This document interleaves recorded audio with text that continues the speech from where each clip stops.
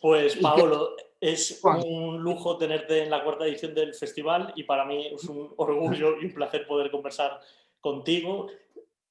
No, y para mí, Eh, lástima que con la pandemia todo se complicó, todo se redujo, ¿no? Pero de todas maneras, aquí estamos, en lo más importante. sí, bueno, tenemos las nuevas tecnologías que nos permiten mantener esta conversación entre Caracas y Madrid. Me acompaña Diana Vilera, que a través de su proyecto para Verte Mejor, que difunde fotografía latinoamericana, fue la que permitió que la exposición llegase a Coruña, contando también con el apoyo del Archivo de Fotografía Urbana y de Carmen Araujo Arte. Presentas Ajá, en sí. Coruña dos trabajos, Caracas cuarta y quinta y Andate y Retorno. Uno es un políptico de 24 imágenes y Andate y Retorno es la traslación a pared de un libro. He visto las Entonces, fotos, Diana, sí, se ve muy bien. Se ve y la es, bonita, sí. es Ahora, evidente que...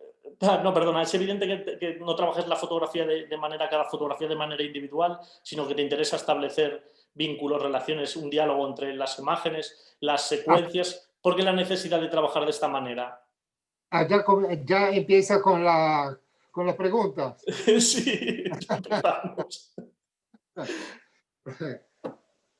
Bueno, fundamentalmente porque las imágenes para mí son como palabras y las palabras son las que te construyen el diálogo, el lenguaje, la manera de ver el mundo. Una sola foto individual pegada en el muro con el clavo nunca me interesó.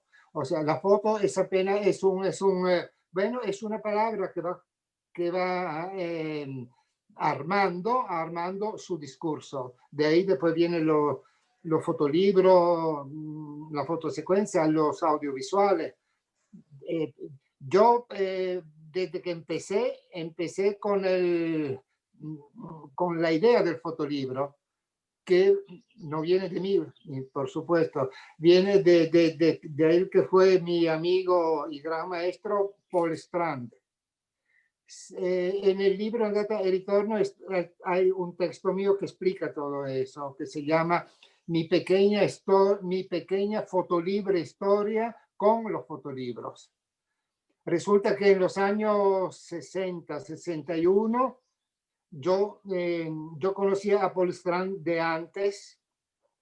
Eh, en el libro explico, bueno, toda la historia, pero él vino a Venezuela en un viaje de regreso que hacía de Nueva York para Brasil, porque yo le había escrito que estaba, bueno, voy por parte, ahora hay toda confusión, me confundiste con esa pregunta que viene así de golpe.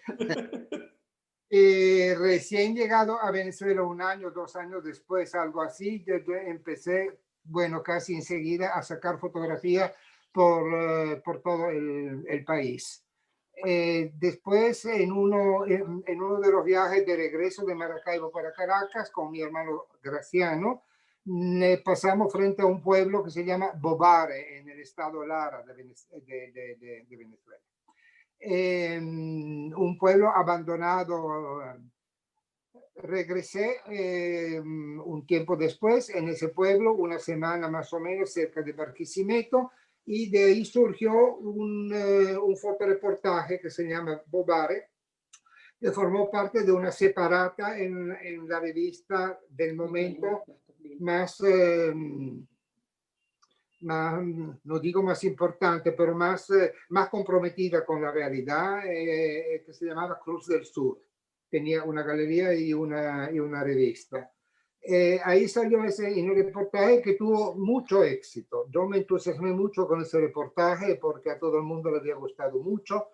Según Sagrario Berti, es el primer reportaje que enfoca de verdad la realidad y las condiciones de gran pobreza en Venezuela. En ese momento, las revistas que se publicaban ahí eran de la grande compañía petrolera, era prácticamente las únicas revistas con imágenes, con fotografía bien impresa. La revista Shell y la revista El Farol de la ESO Corporation. En esa revista, en Cruz del Sur, dirigida por dirigida por Alfredo Roffé, un arquitecto. Los temas sociopolíticos y que tenían que ver bueno, con el ambiente eran bien desarrollados siempre y ese reportaje yo creo que abrió una pequeña manera de ver la realidad tal como estaba en el interior del país de Venezuela. Eso yo creo que tienen ahora ustedes ahí en la exposición la nueva versión de este Bobare, diseñada por Ricardo Báez, que es el mismo contenido visto gráficamente con los ojos de Ricardo y de hoy. Me gusta mucho la manera como él reinterpretó todo el reportaje. Además viene el texto también. Ahí era el texto y el reportaje fue casi una copia, pero así descarada, del libro Un país de Paul Strand. Y por eso, bueno, cuando publiqué eso, le escribí a Paul Strand, ahora que le había gustado mucho Bobare, que yo se lo había mandado, le dije, ahora voy a hacer un libro, quiero hacer un libro sobre Venezuela. Estoy recogiendo el material. Strand me escribió y me dijo, bueno, que como estoy en Nueva York, voy para Venezuela para ayudarte en ese proyecto. Entonces, efectivamente, llegó él con la esposa, Gesell. Yo viví en un apartamentico chiquito en la Florida, en Caracas, con Franca, con mi compañera esposa. Y en ese pequeño apartamento, en la mesa del comedor, empecé a meter la foto, a ver que yo había sacado sobre Venezuela. Y Paul Strand fue la primera gran lección que me dio. Me dijo, Paolo, tus fotos son buenas, algunas son realmente muy buenas, los retratos son muy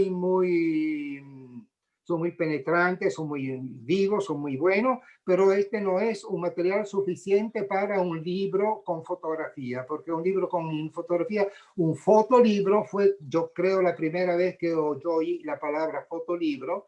Un fotolibro es un racconto, es un cuento, es una historia donde la fotografía toma el papel de las palabras. Tú puedes hasta aumentar ese discurso con un texto aparte, como él bueno, lo hizo antes con la frase de profil, con el texto de Claude Roy, lo hizo en Italia con un país con el texto de Cesare Zavattini.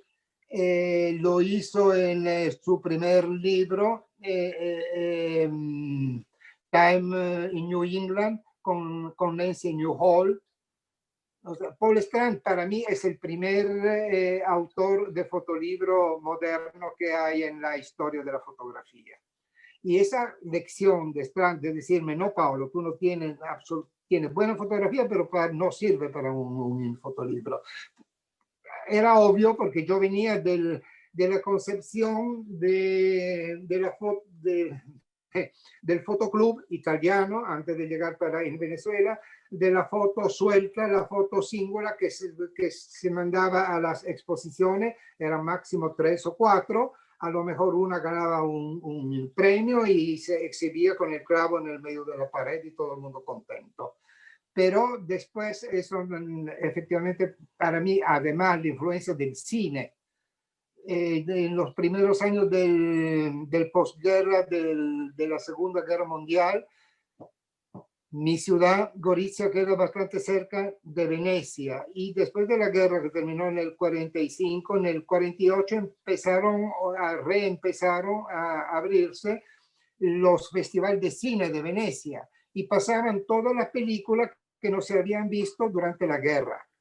Y yo que tenía 14, 15, 16 años, con algunos amigos, también ellos jóvenes fotógrafos, íbamos hasta Venecia a ver fotógrafos, no así con fotoaficionados eventualmente.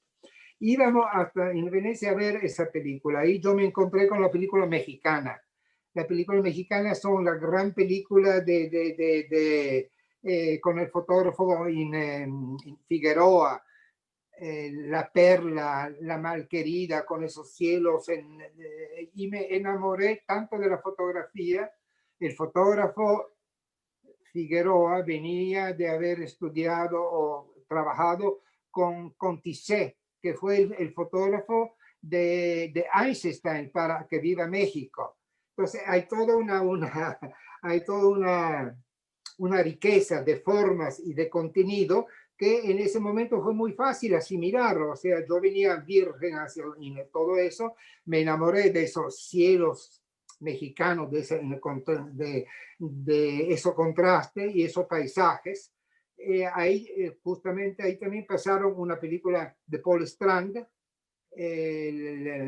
¿cómo se llama? La película de Paul Strand sobre México. Se llama, que la presenta, Diana, que la presentamos el año que tú no estabas en el Cubo 7. Ya te voy a decir cómo es. Ya te digo. Bueno, y a partir de ahí vino la amistad con Paul Strand. Regreso, él vio In Bobare, muy influenciado mi trabajo con su trabajo.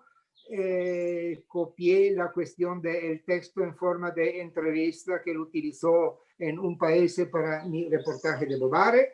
Y Strand me dijo, dejamos esa foto aquí, vamos 15 días a pasear por Venezuela, de ahí fuimos para Los Andes, Maracaibo, península del Paraguay. Redes es la película de Paul Strand, claro. Y me dijo, y hablamos de fotografía y de lo que es un libro con fotografía, que un libro, o sea, un fotolibro no es un libro con fotografía, es un libro donde, bueno, donde toda la fotografía tiene que ver, cada fotografía tiene que ver absolutamente con la que viene antes y con la que vendrá después. Yo después investigué bastante, más que eso, con los audiovisuales, donde también el ritmo de las imágenes junto con el sonido, con la música, eventualmente con los textos, me sirvió mucho para hacerme alguna idea de lo que es un fotolibro. Con una metáfora un poco exagerada, Italo Calvino dice que la poesía es el arte de meter el mar en una copa.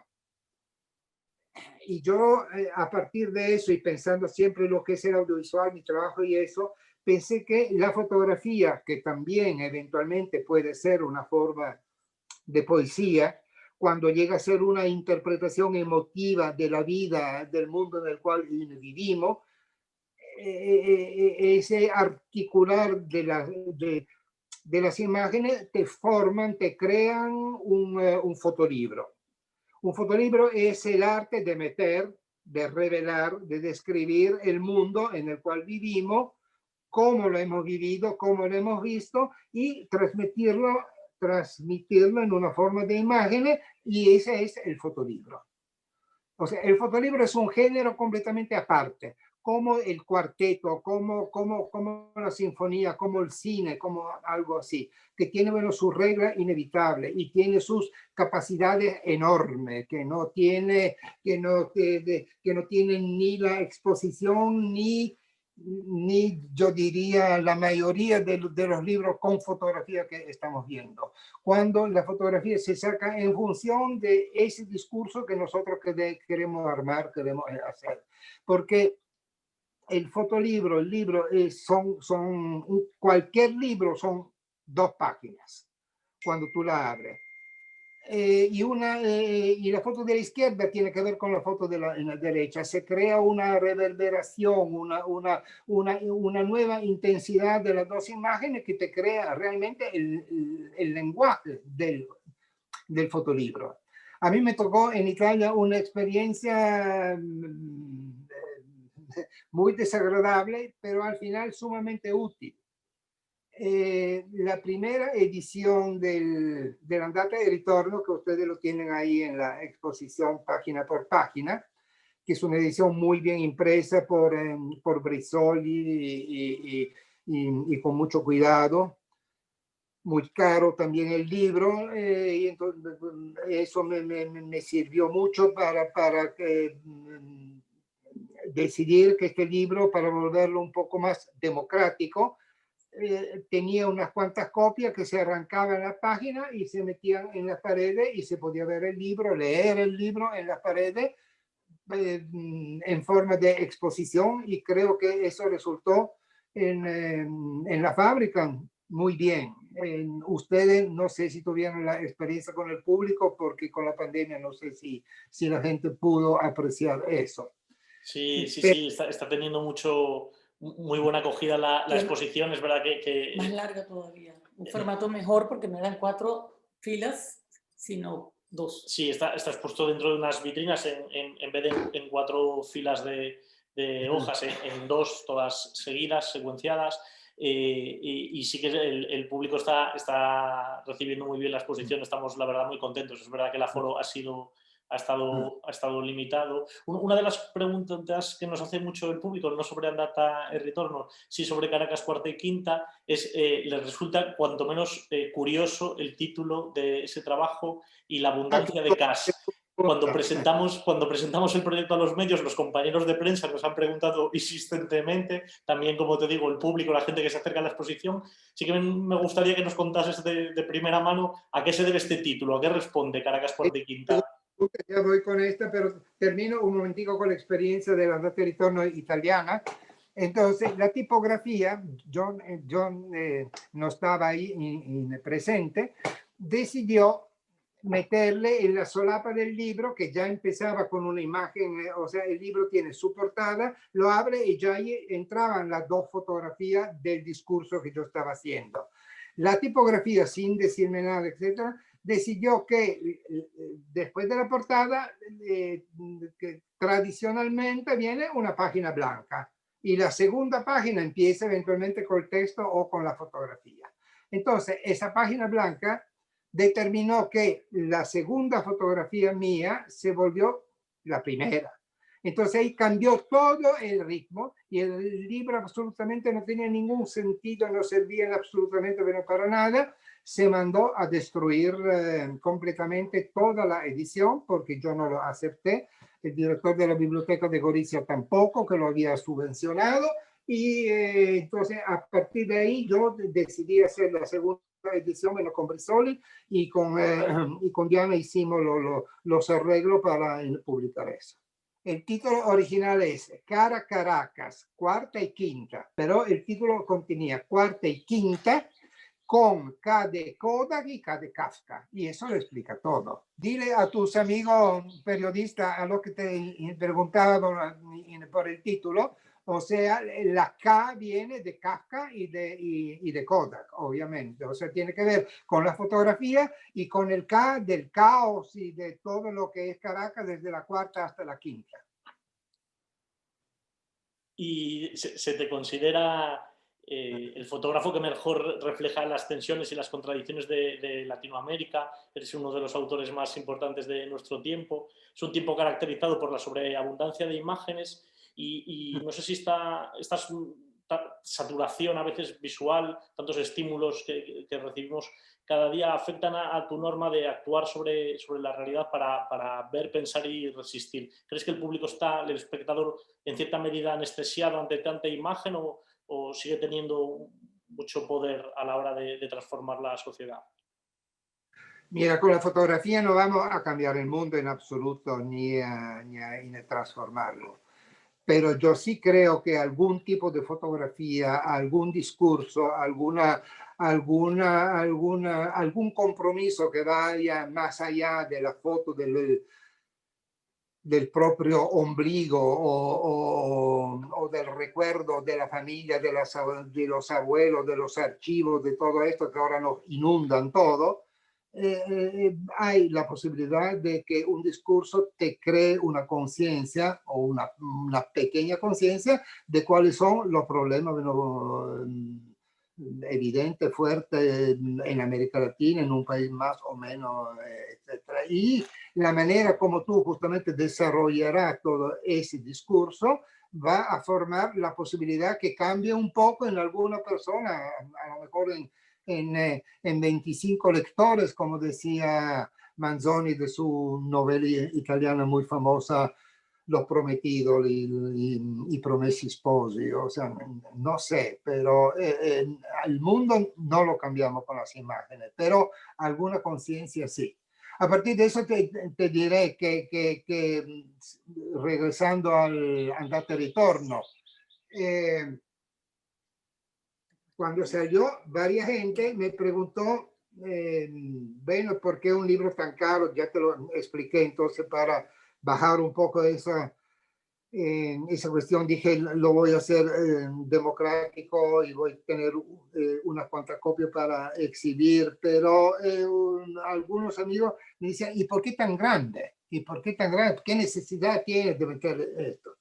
Y me veo con un amigo también, fotógrafo, etcétera, que más bien es un fotógrafo formalista, que más tiene que ver no con el contenido, sino con la forma. Yo le dije, bueno, para que la imagen te entre en la conciencia, carajo, ¿no?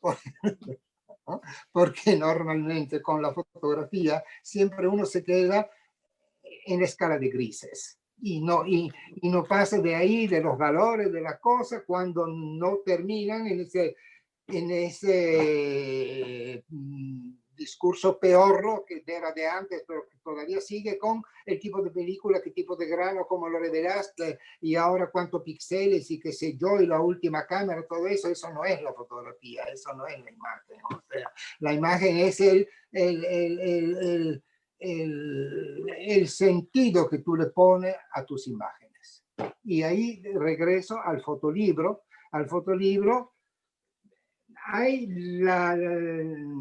que es, así, bueno, de las tantas consideraciones que he venido sumando en esa experiencia de hacer un fotolibro, un cierto momento pensaba que es el resultado de una simbiosis entre el fotógrafo, el escritor, el diseñador y el gráfico también. Porque si el impresor, o sea, el diseñador y el impresor. El diseñador para darle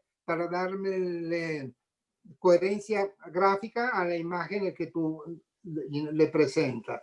Y el impresor para respetar la tonalidad de las cosas, los negros que sí tienen las imágenes, que es una manera para expresarse también. Entonces pensaba que el fotolibro es una simbiosis entre esos 3, 4 autores, etcétera. Pero últimamente, mira, estoy llegando, el fotolibro es única y exclusivamente, con texto o sin texto, es la visión que un fotógrafo tiene del mundo y de su vida en este mundo. Y ahí está, inevitablemente está su manera de ser, su manera de si sabe o si no sabe ver las cosas. Y eso lo vemos cada día, que ahora estamos inundados en esa cantidad enorme de fotolibros, que no son fotolibros, son una especie de pequeño álbum familiares con algunas imágenes, ahora hasta sacada, bueno, con el teléfono, que no significa nada, si fueran bien, pero que, bueno, que reflejan inevitablemente una gran pobreza de sentimientos y de engagement, de participación, de lo que antes llamábamos la fotografía, bueno, comprometida, una palabra que pasó ya olvidada completamente, y que la concerned photography, y que no es tan reciente, porque todo eso viene de la Family Security Administration, todo ese tipo de fotos de esos años. O sea, ¿no? Ahora, claro, convive también uno con la otra. No digo que toda la foto tiene que ser eso, ¿no? Pero, o sea, tú me dices que mi trabajo refleja esa, bueno, refleja mi gran amor, preocupación, experiencia, mi vida en este continente. Porque tuve la oportunidad de viajar hace 30, en los años 70, ya son 50 años, porque terminado una estancia de 4 años en Cuba, donde trabajé con Alejo Carpentier en el Instituto del Libro y publicamos La ciudad de las columnas. Fue primera experiencia de foto, texto, a partir de un recorrido por La Habana con Alejo Carpentier, y él quería destacar algunos ejemplos, y el texto es muy lindo. Lo publicó, por cierto, en España Blume, varias ediciones en Barcelona. La primera edición es de Barcelona en la serie Palabra Imagen.